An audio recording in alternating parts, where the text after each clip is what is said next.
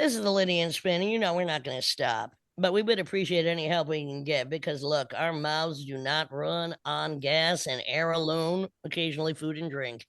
So if you wouldn't mind contributing, no contribution, too large or too small, because we're just going to keep going whether or not you help us out. Your gain, your loss. The PayPal is paypal.me/TSD1975. That's paypal.me/TSD1975. It would help. We're going to keep going. We don't like to beg, and certainly we're not, but actually, it's a fucking command. Take it or leave it. Thank you. This is the Lydian Spin.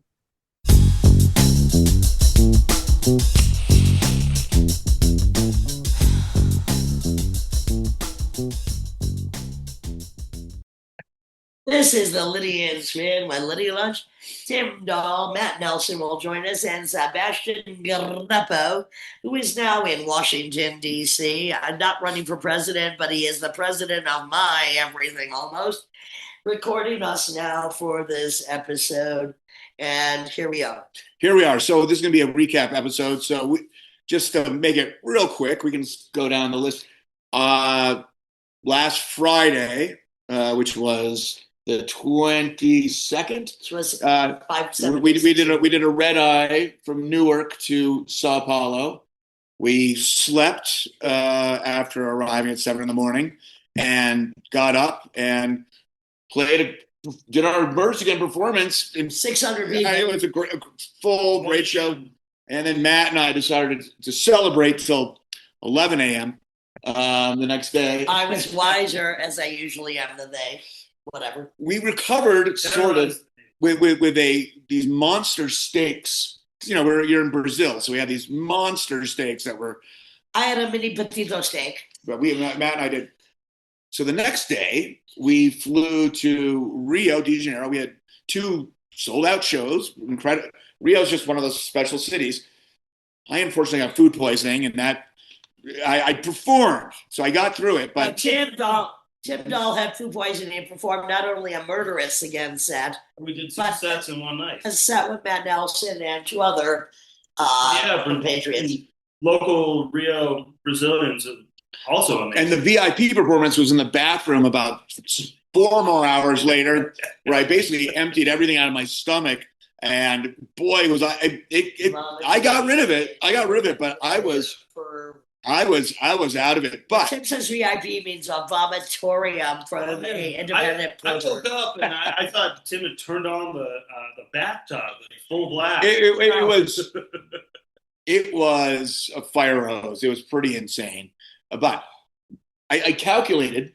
I told you this. I calculated with touring for close to 30 years at this point. I can't believe it. I on average get food poisoning on the road 4.75 times at once every 4.75 years. I'll get it at least once. And it was just a matter of time this time around. But anyhow, food was great in every place that we've been. People were astonishingly wonderful. So many young people in both Sao Paulo and Rio. Yeah. Just really amazing. Looking forward to our next gig. Well, especially a place like Rio where it was the first time. I've never played, yeah. Yeah, you played there and it was packed house, and half the people were, teenage girls. Yeah. Teenage girls who knew everything about Lydia. They thought they did. They knew enough. Knew what you could learn from the internet. I did get a baby tooth for a lock of hair. That is true. I do collect teeth. I'm just saying. That is true. So we had to, Latin America, there's a lot of distances, of course. I don't want to get into the details. What did it take us to get from to Mexico? We were supposed to play Colombia after that, which didn't happen, but we had to make a connection in Colombia. We left Rio at when? 4:30 in the afternoon. Wow. Yes. We left at 1 to the airport. St. Mickey's at 4. We left Rio at 1 in the afternoon to get a flight at 4:50. To then fly to Bogota, which took 6.5 hours. Yes. To then stay in Bogota for 2 hours, and then fly 4.5 hours to Mexico City. So I just say this: any of you people think you want to be a fucking rock and roller, think again. It's ridiculous. But we're road dogs, baby. It's just but you know, Lydia did claim she really hated the first flight to Bogan. I think she wasn't lying. And then Hated the flight. but the flight to Mexico City, she did have an empty seat next to her, which helped. Oh, big fucking But then when we arrived at 3 a.m. in Mexico City, she needed to get her munch on, and she had Munchausen syndrome, I think. And you got Munchausen syndrome, you know, stop this ridiculous tirade of well, we got back, time lapse. We wake up. It doesn't matter. We wake up refreshed, and Lydia picks. She's usually not the one that picks. Why is that? Sebastian or Tim picks places to eat. Today I'm like, they were taking too long. I just pulled something out of my whatever and found what, Tim? One of the best lunches I've ever had in my life, I have to be honest. Besides myself. Ceviche and mezcal and guacamole with crickets.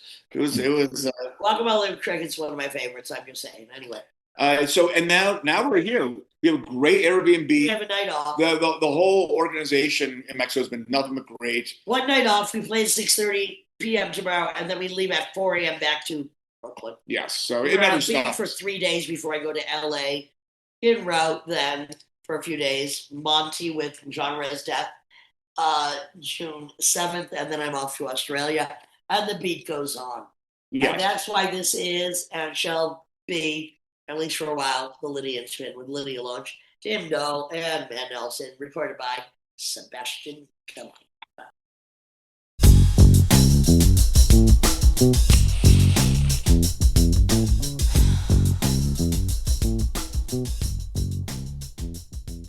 This is the Lydian Spin with Lydia Lunch and Tim Dahl, and I am very happy to have Robert Swope, Bobby Swope, aka Bobby Berkowitz, in an exclusive of his many-faceted career, beginning with when I first met him and formed the horrorcore group Beirut Slump. Hi, Bobby.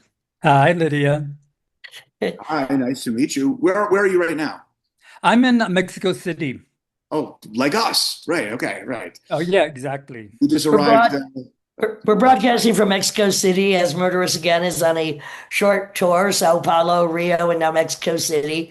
So, Bobby, I was trying to explain to Tim exactly what Beirut Slump was. I always call it horrorcore, and I don't think there's anybody else in that category. But let's start at the beginning.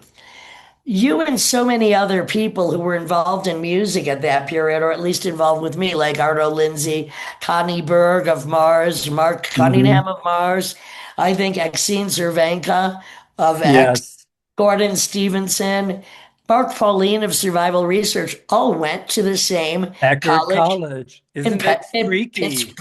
Something in the water. St. Petersburg. It's in St. Petersburg, but you know, there's a few Florida. And it's interesting about these kind of liberal arts freak weirdo colleges that people congregate. I mean, they're going out of business like crazy, right? Like Hampshire's about to go out of business. You had Goddard and all these ones, but Eckerd's still alive. Eckerd's still around. Yeah, it's kind of amazing. And of course, I knew all those people at Eckerd.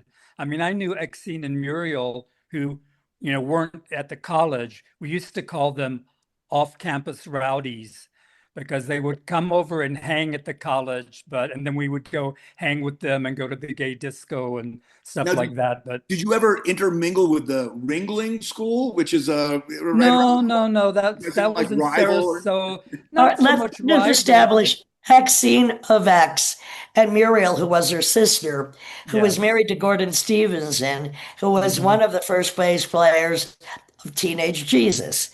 And Muriel and Gordon, there was just an article about Gordon Stevenson in the London Guardian about his film Enigmatic Stigmatic featuring Muriel. And that's a whole other story. We'll get back to that in a minute because it's just horrible.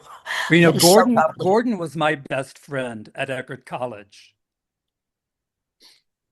So, and that's the way you and I met, because you were having a birthday party when you had that loft on Delancey Street, and Gordon invited Liz and I to go to the party. And we had never met you before that. And Liz being your sister, who then was the bass Yes. player in Beirut Slump. So, okay, I'm having a party, which, by the way, my birthday is again in a few days. So, this is Okay. our 1 decade anniversary of meeting each other. So, Okay. Gordon invited you. And by the way, the loft on Delancey Street that Bradley Field, Teenage Jesus drummer, and Christian Hoffman was often in, was nothing on Delancey Street then. We I lived next to a remember. Chinese theater, and there was a Cuban Chino Latino restaurant 3 blocks away. Nothing. Boy, if you went to Delancey Street now, it's like Park Avenue. So we met, and then how did we I don't, decide that we needed well, to this is, I mean, this is to me, a great story that I remember there was the party. You and Liz and I hit it off at the party. And then 2 or 3 days later, totally out of the blue, you called Liz and you said, I want to start a new band. Do you want to be in my band? And, Liz was like, okay, why not? And then I think a day or two later, you called back and you said, because Liz and I were roommates then, you called also, were back. you roommates with Vicky Galvez, BC at the time then? No, Vicky was never our roommate. I was Vicky's boyfriend for a while. So that's Pardon how I me, got, one more time. I was Vicky's boyfriend for a while. So that's the way I got, together. I was dating Vicky before I started dating Nan Golden. So You cad. I have to admit now, I don't like to talk about it much, but I slept with maybe the best girls of the scene. So Except for me, Bobby, or did we? well, I don't I remember. know you don't remember our night of bliss, Oh, but oh, we oh, did have boy. one night of bliss. Was it blissful? It was quick, as I remember, pretty quick.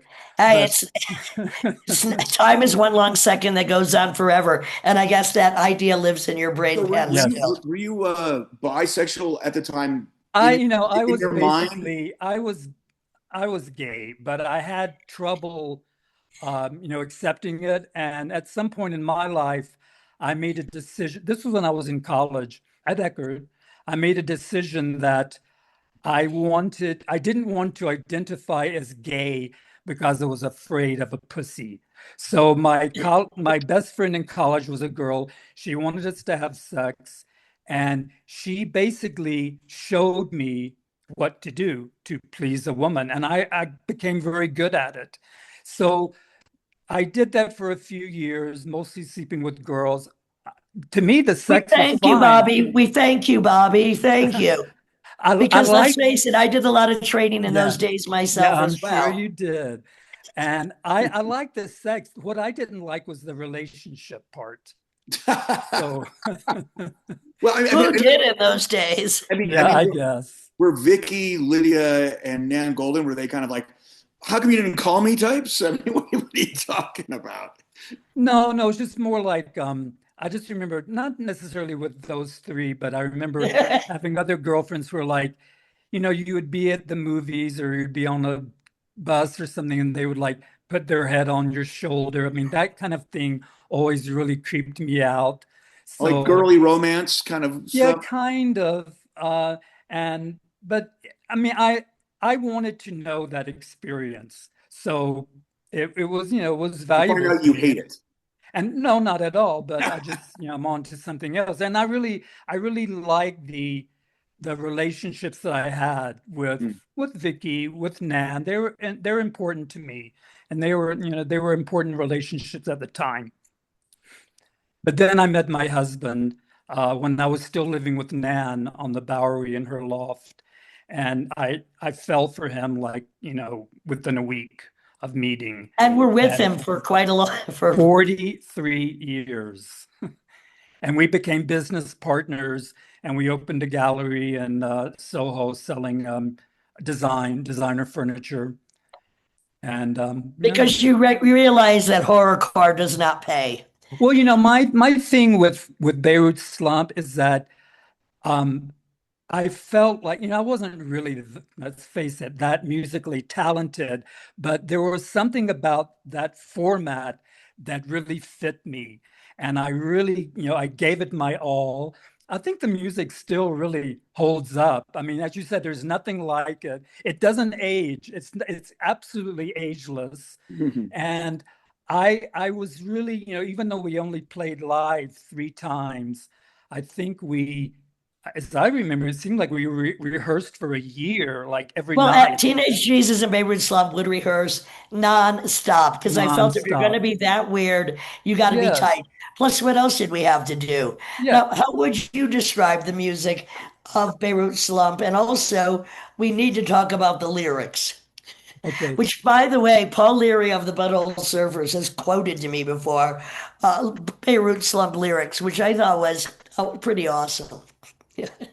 Um, you know, uh, the Beirut Slump lyrics, I know often there was a misconception that you thought that I had taken most of the lyrics from Street People, and I actually only did that for one song, and that was uh See Try Me. Pretty, Try no Try no Me. no See Pretty was me. That was my poetry, I guess, whatever. But Try Me was I overheard like this deranged, queen on the subway saying, try me, when you gonna try me? They I went down to the river last night, are they gonna try me? And I thought, wow, this is What a perfect. great lyric. Well, and also But because, for instance, when Bradley was living on Grand and where was he, Bowery, there were Bauer, a lot of amazing homeless characters, if you yes. recall. The Nose, which had a nose hanging by a thin thread that looked like Mhm. W.C. Fields. The Foot, who had a foot swelling the size of a I don't watermelon, and Miss Diana, who wore the lopsided wig. So I always assumed most of your lyrics were just, social journalism, especially when our first show that we ever did, a homeless person got up and started I singing. remember. Yes, I remember. Basically the all the other songs except Try Me were like little poems that I scribbled, trying to bring them into the rehearsal room. I mean, you can imagine, maybe you can't imagine, I don't know, but maybe everyone on this podcast can imagine, okay, we're rehearsing. You and the band are playing that kind of music. Can you imagine trying to sing to that kind of music? And I just, I was always trying to be kind of sing against the beat of the music, just to be as disruptive as I could. And just I really felt like I was exposing myself as much as I could. I mean, my dream would have been to, like, pee in my pants on the stage. I was so ready to give it my all, to Did just you be. never do that? I never did do that, but I mean, I thought of it. Well, there Um, might be, you never know. There's always time for a yes. slum revival. Well, there should be. Yes, I know. It might finally be the time catches up to the true horror everyone's bar. everyone's still alive. I had a few years ago, I heard the slump on French radio. I was really shocked, and I heard it a couple of times, and then I never heard it again. I used to listen to FIP, the French radio, and they once played it, so that was I crazy. mean, wherever they got it from.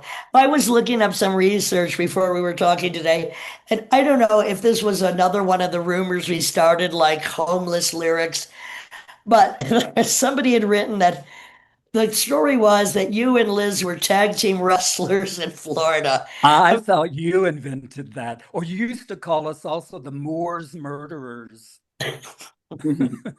There you As go. Or you the would call us Myra Hindley, the Penny and notorious Brady. Swopes. as in like Moore's Murders, like as in the Yorkshire Ripper, Yes, exactly, Yeah, yes, exactly. the British.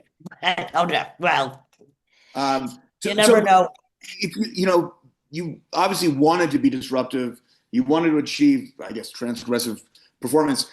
As a voyeur, do you gravitate towards such performance? Um, like now. Yeah, yeah. I mean, do you tend to seek it as a viewer or or as a? No, no, not at all. Not at Okay. all. Like, especially now. I mean, now I'm listening more to opera than anything else. But Well, you need to find out about Joseph Kekler. We'll tell you about him later. Let's go okay. back to that period in New York. First of all, what did you study at university? I was a psychology major. I really should have been an art major like Gordon was, but I wasn't as confident about my artistic ability as Gordon was. So, but I majored in like a subspecies of psychology called humanistic psychology, which was maybe something Eckerd invented, but it was all the psychology that involved like Esalen and group therapy and all this kind of way out stuff. And one of the reasons I majored in that is that you could take courses that had nothing to do with psychology and it would count for your major. So I was taking theater classes, I was taking art classes, I was taking dance classes. I mean, I basically was a closet art major who just, didn't have the confidence to declare myself an art major. But for instance, at Eckerd, I did give the first nude dance performance in the history of the college that involved Gordon. It was Gordon and Bobby I on a Swope. stage. Robert Swope. Gordon, Bobby Berkowitz. Wait Gordon a and minute. I need a drink. I'll be right back. I want to hear this. Hang on. So was that considered? I mean, obviously nude theater Well, performances. that was like, 1973. It was still a little bit, new and certainly for Eckerd that hadn't happened. I mean, that group of people that moved to New York, like Mark Cunningham and Connie Yeah. Burg and Yeah. Arto Lindsay. I mean, I knew all of them. Mark Pauline. They were really they opened my eyes to a lot about A lot of art. stuff. I always remember Arto Lindsay's senior thesis was an Arto play, and I had never heard of Arto then. And it Antonin was really, Arto. yeah, Antonin Arto. It was really wild, and so I don't know what it was that place, kind of bred that real, fringe people, but it really did. And then, of course, then there was the addition of Muriel and Exene. And I remember once Exene and Muriel got me into their room and they handcuffed me to a to a four-poster bed or something, and or they're going to have their way with me.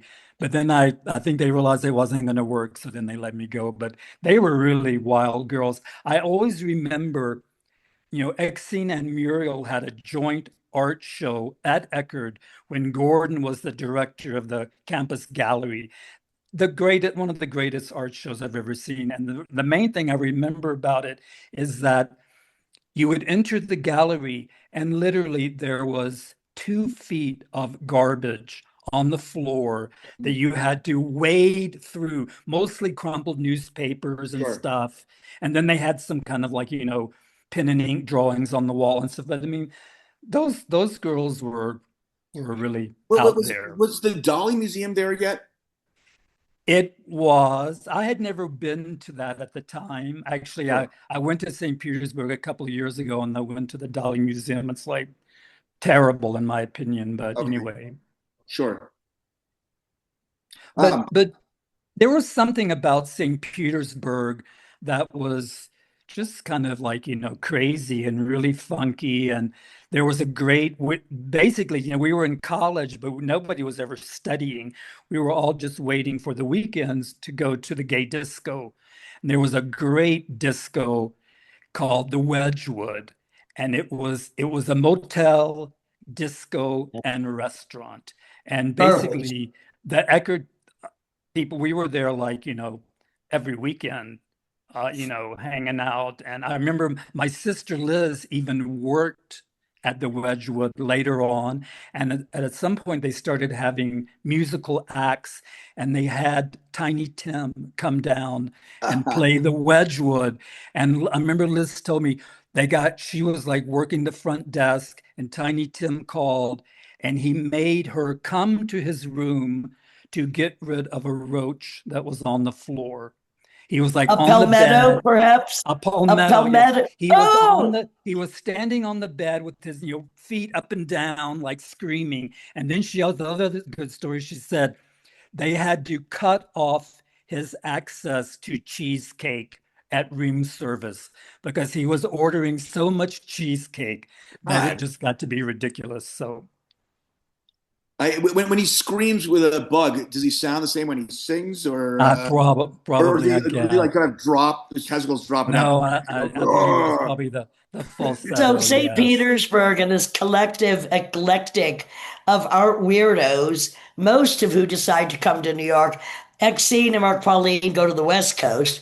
Yes. Arto, Connie Burg, Mark Cunningham of Mars, you and your sister, Gordon Stevenson, all come to New York at the same Yeah. time, And approximately. What? Connie and Mark and Liz and I lived in the same building in New York and Chelsea. That was our Of first course. apartment. Yes. And, Connie is still one of my dearest friends. And Suicide and Mars are still my two favorite No. inspirations from that Besides period. Teenage Jesus, I always thought Suicide was the best band. You and Suicide were the best bands. And then the Contortions. And hence why I do a Suicide tribute. Wouldn't it have been great if Suicide did a Teenage Jesus tribute? Well, anyway, Yes. too late for that now. So anyway, you come to New York, and let's face it, my first apartment cost $75. I mean, we could get by. What did you do to get by in New York at that period? Amazingly enough, I mean, you would not, for someone listening to the Beirut Slump, you would never imagine that I was an office worker. I was a typist in offices. And I always remember when we recorded the Beirut Slump material, I had just come from work. I was working at the Cornell Medical Library. I was cataloging medical books. And so, but the thing is, I didn't compromise my look. So I would go to work with thrift store black pointed toe shoes, black peg leg pants that were too short, white socks, a white shirt, and my hair like standing up with pomade. I mean, I looked like a punk from London. They never said a word to me because I was so good at my job that they didn't want to lose me. So they let me look like, I don't know, an outlaw or whatever. Well, I mean, many great writers, especially, had to have office jobs. Hubert Selby, an accountant. I mean, Fernando Pessoa. I mean, an accountant. Henry Miller selling pornography for us $2 a page. I mean, it makes sense. But you actually had a job. Most of us did not. Yes, that's true. Yeah, I With had a job. $75 a month, it wasn't that I think hard. my rent was like 200. So that, yeah. And Chelsea, in that apartment. Chelsea, yes. Right. Well, I was at that point living between two burned down buildings and 6 feet of garbage on either side of the walkway. So okay, we start Beirut Slump and we just rehearse for a freaking year. Because what else do we have to do? We record vaguely, like one single, and then somehow found some other recordings that Thurwell helped to put together for that Teenage Jesus compilation, Beirut Slump history compilation. And it was just, I still find it uniquely its own. And I think maybe the medical library helped bring out a certain aspect of your forensic personality. I still listen to See Pretty, quite frequently, particularly late at night. So it, I just, it gives me chills to listen to it. I would say it's chill making, that's for sure. So then we're in New York in that period. What are some of the fantastic concerts you remember seeing? Because I don't know about you, but we would be out just about every night, getting in free, going wherever. And wait, I would remember. I remember our Mud Club show. Then did we play at La Mama? No, I remember we played at a film benefit that Vivienne Dick had arranged that was on 4th Street. I think that was the first time. And then we played in Max's, and my mother was anybody in the audience at Max's. Wait, your mother? My mother from Nashville happened to be in town, and she came to the gig at Max's. Do you remember who we played with? I don't remember who we played with, but I remember you screened that movie, Carnival of Souls. So it was Oh, Carnival of perfect. Souls, and then we played. Unbelievable. So that we even had a show at Max's. I mean, Teenage Jesus had a residency at Max's, but yeah. Oh, so what were some of the stellar shows you remember from that period? And when did you get to New York, Bobby? I got to New York in 1977, like in the Okay. spring, and the shows that I remember, I'm just trying to think. I really loved X-ray specs at CBGB's. I remember seeing the B-52s the first time they came to New York and were at CBGB's. You know, Teenage Jesus played with the B-52s at Max's one time. Oh, A no, very unlikely pairing. yes, yes. Teenage Jesus, I think pretty much I saw, every time you would play. Suicide, I absolutely adored. And I'm trying Look, to wait, we think. lost you. Hang on. We lost you. Teenage Jesus, say that again. And We lost you. Suicide, Say that I again. adored. Teenage Jesus and Suicide. And mostly it was going to CBGB's, the Cramps and all of them. I mean, when everyone was in their prime back then. Stop, because I'm just having a memory overload. What about Richard Hell and the Voidoids? Did you see them? I thought they were great, and years later, it perplexed me why they didn't become big, like big pop stars. I mean, they weren't as good after the first album, and also because, as all of the greats, they were probably homogenized into other crappier things. I always put it down to the heroin, but maybe there were other reasons. That's true. Were you ever involved in the heroin? No, I wasn't. Even though when either. I was dating Nan, everybody thought I was a junkie. But I think maybe I tried heroin once, and that was about it. I stayed away from that because I always thought that I would like it too much. So I knew myself, and I thought, no, don't go there. I didn't like it at all, or what it did to other people. So No. I used to like Quaaludes. That was my we were just talking drug about Quaaludes. They should in bring those them back. days. Free ecstasy Quaaludes were great. Yes. No hangover. But you can get them in Mexico, no? I know there's that. I know there was a rumor, I think, in the 80s that Quaaludes were over the counter, but I don't know if that's still the case or not. Probably not. So Bobby, then after our short-lived, well-documented Beirut Slump, when did you start opening a gallery or going into vintage furniture? That was after I met Michelle. So I met Michelle in 1980, and the two of us had different jobs for many years.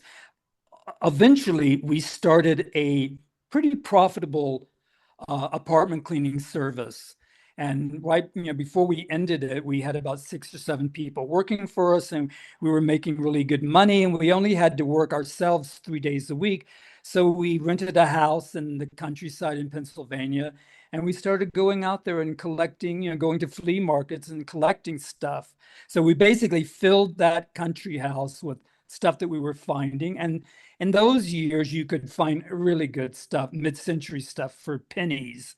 And we filled that country house, and when the country house was full, we used that as the inventory to open our first store on Avenue B and 7th Street. Now, Bobby, I'm going to stop you there because cleaning service, I never knew this about you, but the only job I've ever had outside of sex and art was as a underage maid in an American Airlines hotel with a fake my God. money to go to New York. And that's how I got money. And of course, I won't go into any further details. But then also that I lived in Pittsburgh for 4 years, which I love. So Pennsylvania, again, here's another kind of weird connection that we might not have known about. So we had that. What actually kind of kickstarted our idea to have a store was Jim Spinks's store on Avenue A. Because when Michelle and I first got together, we would, because Jim was kind of my best friend at that point. And so we would hang out there at night and smoke pot and watch his little 13-inch black and white TV and read the New York Post and laugh and all this kind of stuff. And Michelle and I started watching, because Jim was living in the store, so it And was by the like way, it was Jim always Spinks, open. by the way, Jim Spinks, which nobody may know who he is, he took me and Johnny O'Kane in for a while. Oh, I remember that. Well, you And remember that's you met Johnny in my apartment in Chelsea. Do you remember that? I Lover the Killer. No, I don't. Yeah. But You met him because Johnny and what's her name? The girlfriend at the time. Um, whatever it was. yeah, whatever. They came up from Florida and they didn't have a place to stay, and they stayed with us for about a month in our apartment. And I think at that point, at some point, you came over and you and Johnny were just like, magnets attracted to each other. I Lover the And Killer, you mean? Yes. yes, yes. Well, I mean, apparently, from what I hear, just about every girl in the East Village got fucked by him. I mean, everybody. It's Well, you have a lot of apparently, good practice, and why not share the wealth? I guess. Oh, yeah, it was Jean McConnell. That was his girlfriend at the time. Do you remember Jean? I do. I think I I always, tried the hair out of CBGB's and said I he's always, yeah, but I always heard that you and her had a tryst at some point. no, we did not. Oh, maybe that was just a rumor. I don't Yeah, know. well, maybe the same vaginal She smear. was cute. She was cute though. It was cute. And We had the same hairdo, and that's why I'm like, what the fuck? I'm taking over now. uh-huh. It was the best decision or the worst of my life. But anyway, it's all history now. Weren't you doing a movie about Johnny O'Kane, or did that I ever? have a screenplay, and by the way, I just had a discussion about it again today. And by the way, Vicky Galvez helped me write it because she has a better memory than I do. Yes, Oh, yeah. I've never met anyone with a memory like hers. in spite of all the acid and psychedelia. Yes, exactly. So you, Pennsylvania, vintage furniture. So we opened the first store in the East Village, 1985, and uh, we were there for 3.5 years. We were kind of successful right off the bat. We had limos with people from MoMA coming down to Avenue B to buy expensive Italian plastic furniture. I think the only reason they came by limo was that they were afraid to walk in the neighborhood. And then we moved to Soho, and we were in Soho for 10 years. And in That had to Soho, be that banked it. I mean, come on, yeah, Soho. that was, our glory days But as dealers. what was the overhead in Soho? Oh, it was terrible. Oh, I remember the rent. This was like, we opened the store in 1989, and I Sure. remember the rent was like 5,500 a month, which was a Oh, lot of money Right. back then.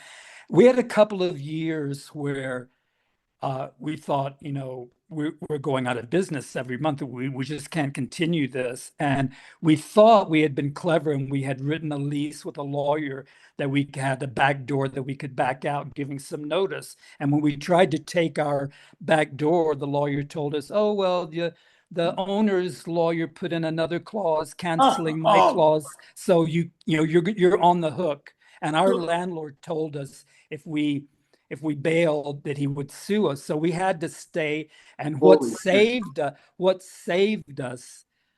basically what saved us for that whole decade is that a picker one day brought us a rare Eames Saarinen collaboration chair that had been included in a exposition at MoMA in 1939 called Organic Design. We ended up selling it to the Vitra Museum, and we sold it for almost $100,000 in oh, cash. Wait, so Cash. We tell got me a museum in to cash. pay us in cash, which everyone always in the business told us totally unheard of. We went to Citibank on Madison Avenue. The curator wrote a check, cashed a check, and we went to a private room at the bank. I counted out the money and put it in the paper bag, and then we went home. And that money saved us, for 10 years. And I have so too many questions. First of all, who's this fucking picker? And well, the story came out because actually the police got involved because this picker was actually authorized to sell that chair had come from the estate of Eros Saarinen first wife, and his daughter was living in California, and she had to put her mother into a nursing home. And rather than come back east, she hired this nitwit to take care of all the stuff. And apparently she had made a list like, this stuff is supposed to go to art storage, this stuff is supposed to go to somewhere else, and this stuff you can sell. He got confused and sold everything. So in fact, the police told us, you bought it in good faith, so there's no problem with you. I mean, the Saarinen daughter actually called us after the fact, and she wanted to buy it back from us. And I have to admit, we were kind of haughty and maybe a little bit cruel, and we told her, you can't afford it now. I'm sorry. You got to survive sometimes. But the question is, what did you pay the picker for it? This was another good story too. So, in the antique business, sometimes pickers will be very cagey. And when you ask them what they want for something, they won't give you the price right off. They'll say so in this case, we said, so what do you want for this chair? And this guy said, 12. And we were both thinking, so does he mean 1,200 or does he mean 12,000? Because even at 12,000, it would have still been a good deal. Right. So, but this wasn't our first time at the rodeo, so we knew how that game worked. So we offered him. So we said, "Will you take 1,100?" Because that way we would know, is he talking hundreds or thousands? Not $11. Yeah, no. He said, "Okay, I'll take it." And so, done. Nice, well played. Yeah, no, it's a great chair. It was a really great chair. So, all right, and. Yeah, I mean, I'm sure. Well, you were talking about junkies earlier. I'm sure junkies came to you with stuff. A few times, yes. Sometimes junkies would go to one of our competitors, like the store 50/50, which was the best mid-century store in New York then, and that has ever existed. And I remember once a junkie went in there, a presentable-looking junkie, and he stole a Harry Bertoia sugar bowl that was a one-of-a-kind tea set that Harry Bertoia had designed, and he brought it to us. We bought it, but then the owner of 50/50 lived in the East Village, 2 blocks from our store, and he came into our store like the next day, and he saw it, and he said, "Okay, that's mine." So of course we had to give it back to him, but we got some really good stuff from picker, or just even from the flea market. I mean, nothing beats I want to the go to antique the flea business markets when now, it Bobby. I works. want to talk about that. Yeah. But first of all, how did you have such knowledge of what was valuable and not? Was that What I would love to say that, I was fully formed as an antique dealer on day one, but in fact, we learned on the job. I think we both had a good eye. If you don't have a good eye in the antique business, you might as well be selling potatoes. So we both had good eyes, and we were quick learners. So, we would be out in the field, we would find something, we would try to research it. This was all pre-internet. internet? days. Exactly. Yeah, so you have a picker with that Eames piece.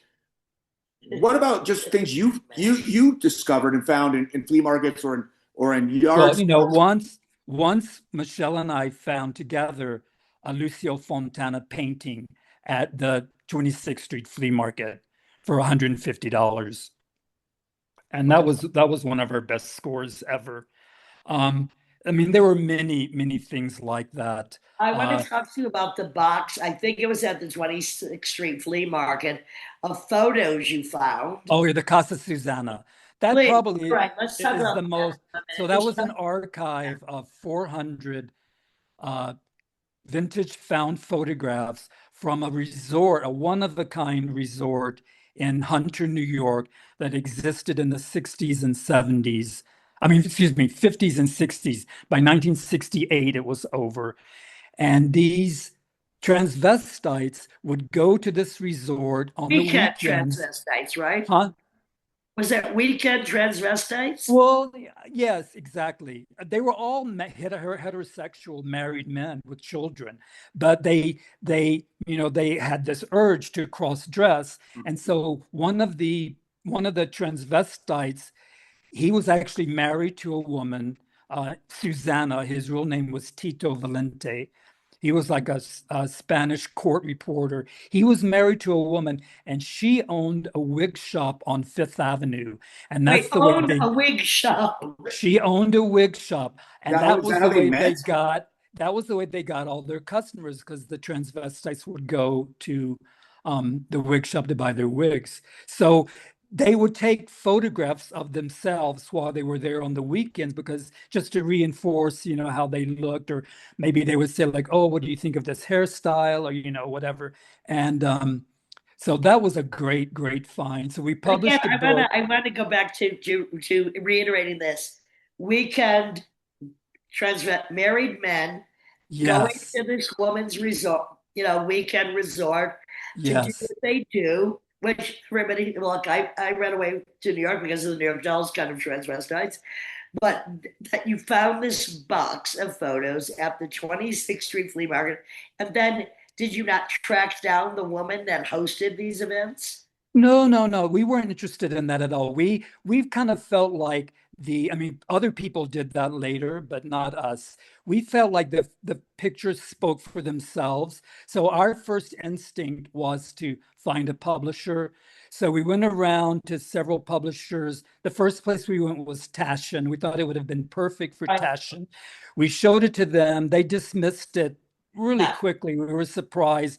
We told a friend of ours in the art world that they had passed, and they said, "Oh, I'm not surprised at all. There's not enough sex for them," because the Yeah. pictures are very That's chaste. probably better you didn't go there. German. Yes. And then we ended up publishing it with Powerhouse. And the thing is, the book came out and it didn't create many waves at first. Like for about the first year, it was like very tepid sales. And What's the then name of it, Bobby, by the way? it's What's the name? called Casa Susana. The book is out of print now, but we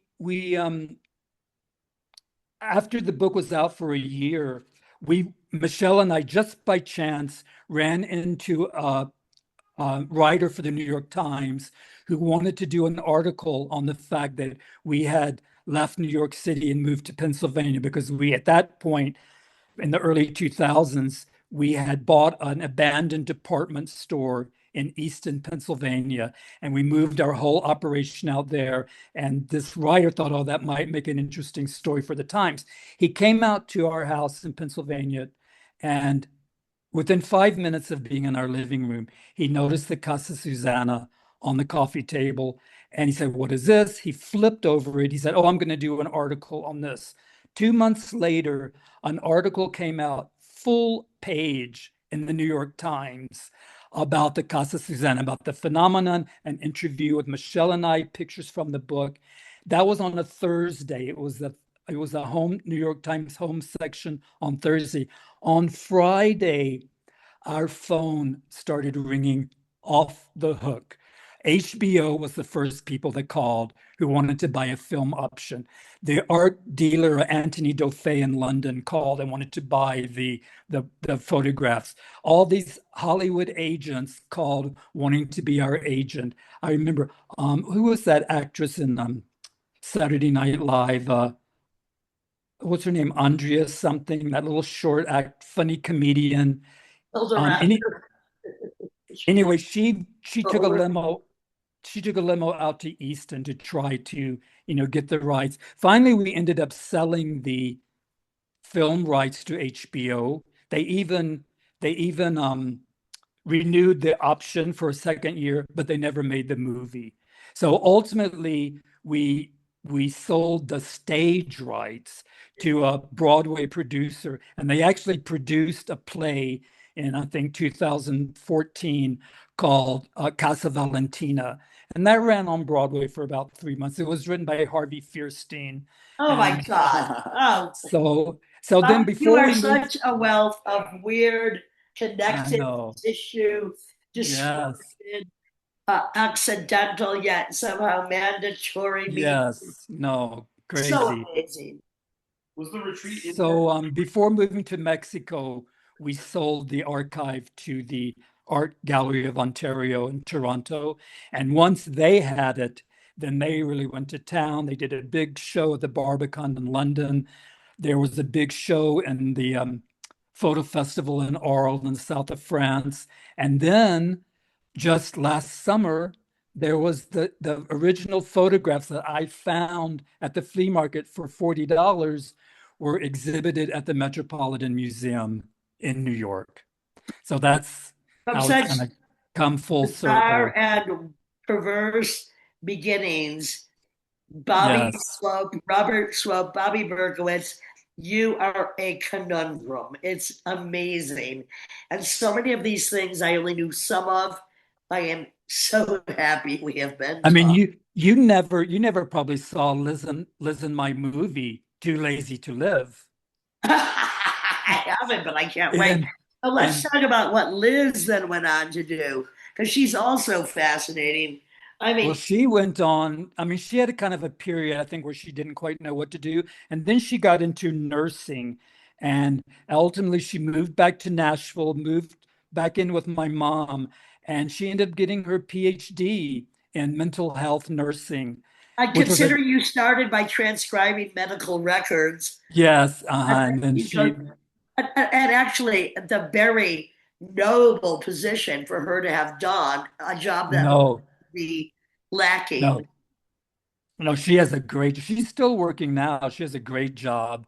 She's, working from home. She sees all her patients on Zoom and very well paid. And she's a great caregiver. And, she's like, I've never met anyone more empathetic than I've heard her with some, I'm not supposed to hear, but sometimes I've been in the apartment and I'll hear her talking to a client on the phone and she'll ask them questions like, so what is your drug of choice? Because many of the patients are drug abusers. So everything is about being empathetic and non-judgmental. And she's a master at it. She's been doing it for 30 years. And let's face it, anybody that was into Beirut Slump had to be Yes, non-judgmental, yes, I beyond guess. empathetic, maybe even psychopathetic. And here we are, full circle. So when did you decide to move to Mexico City as we Uh, wrap this up? we it, as the years went along, like say by like 2010, 11, 12, we saw the writing on the wall. Our business, by then the business was completely online because we were in Pennsylvania. And just the sales were getting less and less every year. We weren't finding stuff as easily. And the whole nature of the business had changed. At that point, you had to be really well capitalized to be a player in the business. And we weren't capitalized at that level. So we decided this is the time to retire. So we sold our personal collection at auction and we sold our building, we sold our inventory. It took us about a year.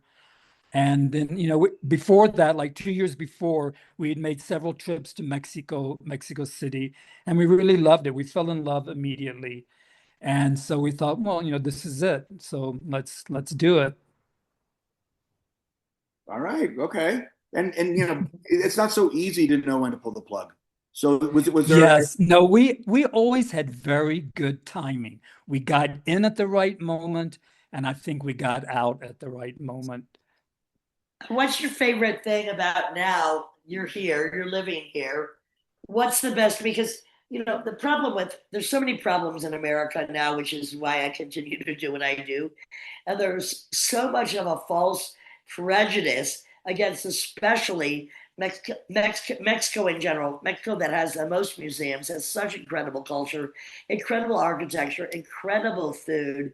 What is your favorite things about living here now, other than you're not under the Trumpian thumb of Well, stupidity? I have to admit, selfishly, I have to admit that I love my apartment. I have a really Right? you've been here, so I have a really nice apartment, and so I love being here. I love the weather. I love the Mexican working class people are so sweet and wonderful.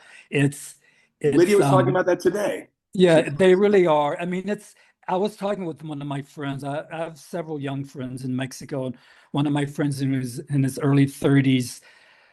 You know, young people, if you're working for a Mexican company, the salaries here are just pathetic. You can't even really live on them. So that's kind of the dark side of Mexico in a way. Like, Mexico is great for the 1% of Mexicans that are very wealthy and for all the expats that have dollars and stuff. But for the Mexican people that live here, they're just hanging on by a thread. And the way the government reacts to this is that they subsidize everything. Like they subsidize the subway, they subsidize electricity bills, they subsidize your water bill. So no one is starving, and there's so much food in Mexico. No one's starving in Mexico, but it's like, Hard to these express. these low wages. There's no social mobility. If you were born poor, you never get out. You never break out of that cycle. Well, it is So there, becoming more like that in America now as well. I mean, yes, it's no that's Oh, that's ridiculous. that's absolutely. true. I I mean, mean, I still really love New York City, and since Michelle died 3 years ago, I spent half the year with Liz in Brooklyn because I still love the energy of New York City, even though it's not what it used to be. There's well, nothing still, is yeah, though. nothing is exactly, Nothing is what it once was, and why should it be? exactly. Bobby, I am so glad we met on my birthday. How many decades ago? Many. Many, many. And my birthday is in a few days. I'm happy to be back in touch with you. I loved all of the stories you told, some of which I knew, many of which I didn't. There's more to tell. And we will continue to know each other, my friend. Yes, yes, for sure. I hope can see you in New York. I'm going to be in New York June 5th for the whole summer. So if Oh, you're well, there, I'll be back in August, but I'm gone most of that. But we'll talk about Are we that not tomorrow. seeing you tomorrow? Well, of course. Okay. oh, I'm coming to the gig, of course. And you know Yes, where I it wouldn't is, and miss it's it. at 6:30, and then we can meet up after that as well. And did And you say the gig is free? Because I was wondering, should I invite a friend of mine to come with me or? yes, It's it free, is. and Okay. contact us because it's supposed to get pretty full. So, they will close the doors on some people. So But we'll, we'll we'll let get you you in. know, and maybe you come a little early, and we'll be there. Yeah, tell me what time to come and I'll We come at will. that time. We'll do that. This has been the Lydian Spin, as it always is, with Lydia Lunch, Tim Dahl, Bobby Swope, Robert Swope, previously known as Bobby Berkowitz in Beirut Slump, a life lived like no other, recorded by our good friend Sebastian Greppo. Here we are in Mexico City, Sebastian in Paris, and life goes on, and I'm so glad we're all still living it.